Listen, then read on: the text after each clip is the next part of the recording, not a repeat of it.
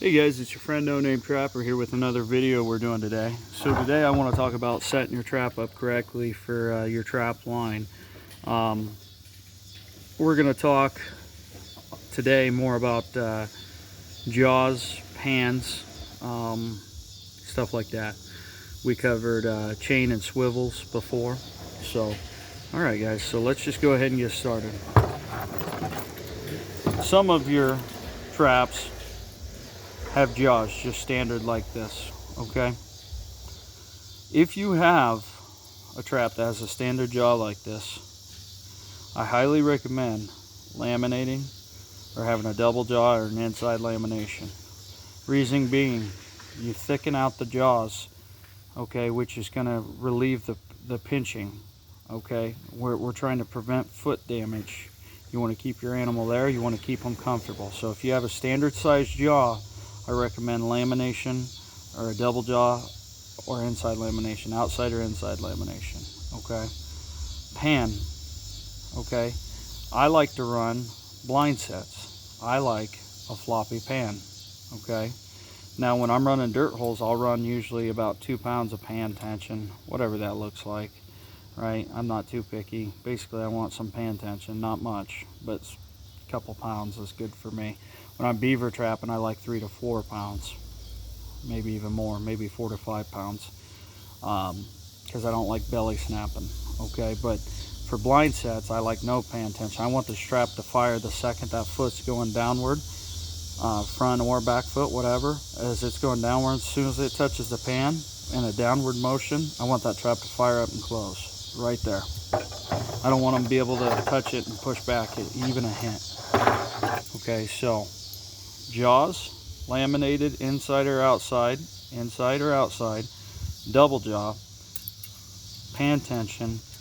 I like a floppy, easy pan for blind sets, about 2 pounds for canines, and about, let's say 4 to 5 for beaver, okay? Regardless of long spring or coil spring. That's how I prefer both of them. So again, same thing on a coil spring, okay? Lamination on the outside or a double jaw, you want those jaws thicker to not damage the foot as much.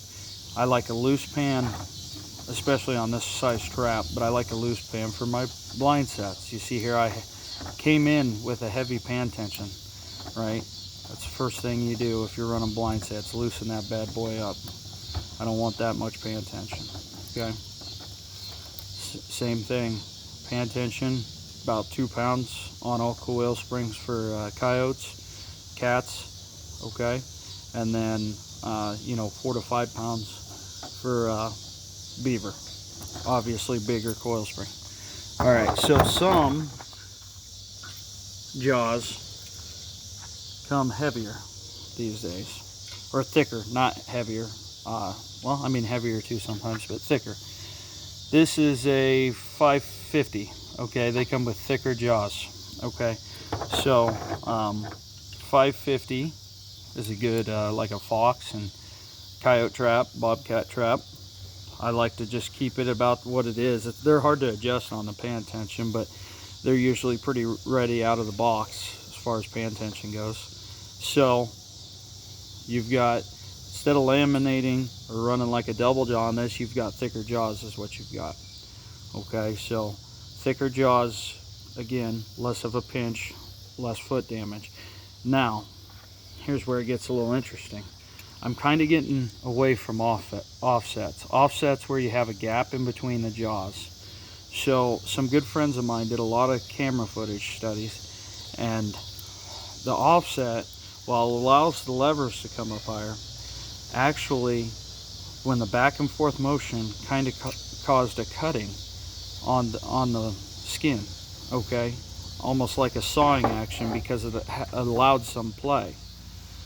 I'm getting to where I don't like the offset as much as a closed jaw, where a closed jaw is firm and it doesn't relax and allow a motion like that allows a cut. It holds firm right there in place, and if you've got thick jaws, that's going to help tremendously. Close all the way, thick jaw, nice solid catch.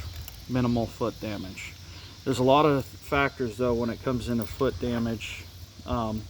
You know, the size of your trap, the weight of it, your swivels, good swivels, shock spring. Okay, but as far as this, as far as pans and jaws, that's what we're talking about today. I prefer a thicker jaw, whether it be built thicker, laminated, double jaw, whatever.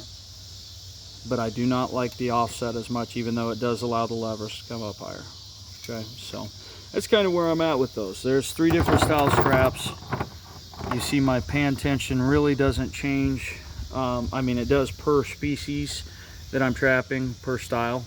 But as far as the jaws, we want them thick, and I like them to close all the way. So nothing wrong with offsetting. That's just what I'm starting to learn from some footage from some good friends, and I'm taking that to heart, because sometimes what we can't see when we're not there, we can see later on when we're looking at the foot. And what we want as trappers is the most humane catch possible.